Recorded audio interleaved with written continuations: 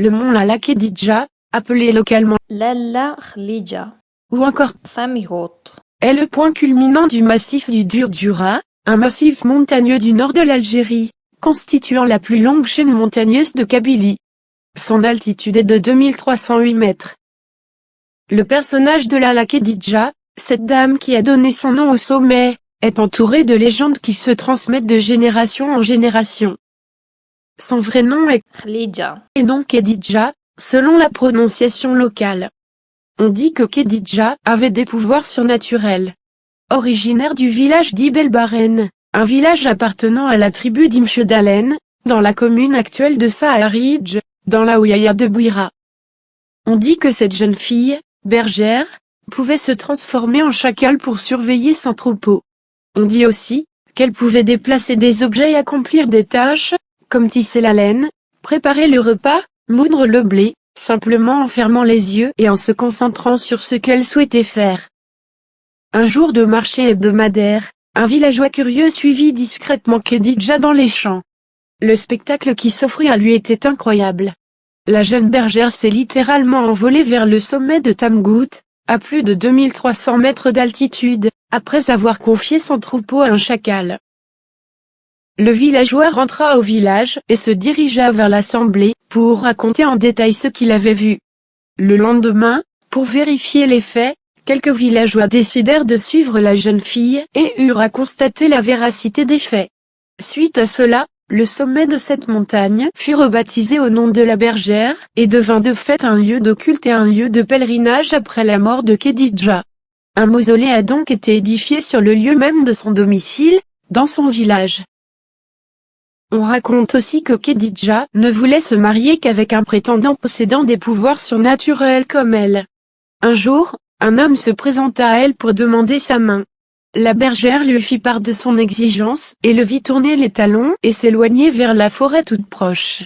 Il en revint avec une bête de somme chargée de bois mort fagoté à l'aide de serpents à la place d'une corde.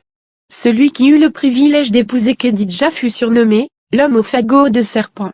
Uvu L'Hamli Zerman. Il s'appelait Belkacem. En se mariant, les deux jeunes gens se firent un serment. Le premier des deux à décéder devra aménager leur maison en mausolée. Et c'est Khedidja qui mourra la première. Lala Khedidja a laissé une dizaine d'enfants, dont le plus connu, Zenati, est mort lors d'une bataille à Saharidj contre les Turcs. Une de ses lointaines descendantes serait Lala Fatma En Soumer. Une autre histoire se raconte aussi sur cette bergère, affirmant qu'elle était harcelée par une famille au nom d'Aïtlassen, qui serait selon certaines sources la famille de sa mère. Ses membres lui volaient les fruits de son jardin et salissaient le linge qu'elle étendait. Khedidja pria Dieu pour que cette famille quitte les lieux pour en finir avec le harcèlement continu dont elle était victime. Et un jour, un épais et impressionnant brouillard enveloppa le village au point de le plonger dans le noir. Les Aïtlassen, terrifiés par ce phénomène, quittèrent les lieux pour s'installer de l'autre côté de la montagne, vers Haïtiani, où l'on retrouve encore un village portant leur nom. Selon certains dires, Khedidja était une religieuse exemplaire, qui prêchait la bonne parole au sein de la région et réconciliait les tribus et villages en conflit. Son nom a été donné au plus haut sommet du Durdura, trônant à 2308 mètres, du fait qu'il y a vécu en ermite. On raconte également qu'elle fut guerrière légendaire, et qu'elle a combattu aux côtés de Kheireddin Barberousse, de son mari Belkacem et de Lala Gouraya, la sainte patronne de Béjaïa, contre les Espagnols au XVIe siècle. Deux poèmes rapportés par Mouloud Mamri seraient des poèmes de Lala Khedidja. Pourtant, à la fois respectée et crainte, Lala Khedidja deviendra bien plus qu'un mythe dans la région. Son mausolée est aujourd'hui encore visité 7 mercredis de suite, les 7 mercredis saints, chaque année, durant les mois de juillet et août. Les pèlerins y passent la nuit et, le lendemain matin, les marabouts sacrifient les moutons et les béliers reçus en offrande, pour les distribuer aux villageois et aux pèlerins. Comme bien souvent, il nous est impossible de vérifier la véracité des légendes entourant Lala Khedidja. Que de contradictions se mêlent dans ces histoires. Elle fut à la fois une ermite, une religieuse, une femme mariée et une guerrière. Or les ermites ne se marient pas et ne touchent pas aux armes. La légende situe Lala Khedidja au XVIe siècle, à l'époque où Kheireddin Barberousse assiégea Béjaïa. Or, c'est Harouch Barberousse et non Kheireddin qui part plusieurs fois assiéger Béjaïa en vain.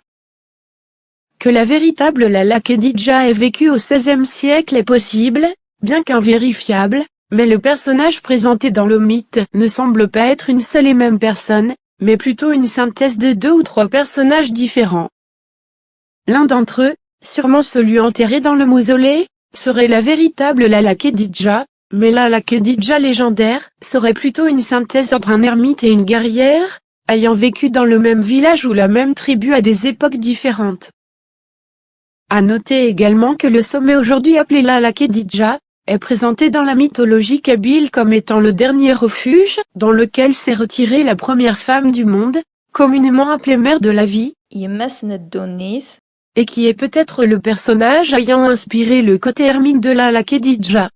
D'autant que Lala Khedidja est présentée comme ayant des pouvoirs surnaturels, ce qui est justement le cas de la première femme, qui était une puissante sorcière. Quant au pèlerinage des 7 mercredis saints, il est à rappeler que durant la période de canicule de juillet et août, l'herbe se fait rare en Kabylie, et les bergers se déplacent vers le haut de la montagne où il reste de quoi nourrir le bétail. Il est possible que ce soit pour cette raison que Lala Khedidja est se retirée vers le sommet de la montagne pendant cette période. Aujourd'hui encore pendant les 7 mercredis de juillet et août, nombreux sont ceux qui accomplissent le pèlerinage vers le sommet de la montagne. Un pèlerinage similaire se produit dans le sommet proche de Hazro-Entor. Serait-ce un ancien rituel de berger qui fut attribué tardivement à Lala Khedidja? C'est possible. Enfin, j'aimerais préciser que cette analyse n'est que mon point de vue personnel et ne relève que de ma propre personne, et que si vous avez d'autres avis sur le personnage de Lala Khedidja, n'hésitez pas à les partager en commentaire.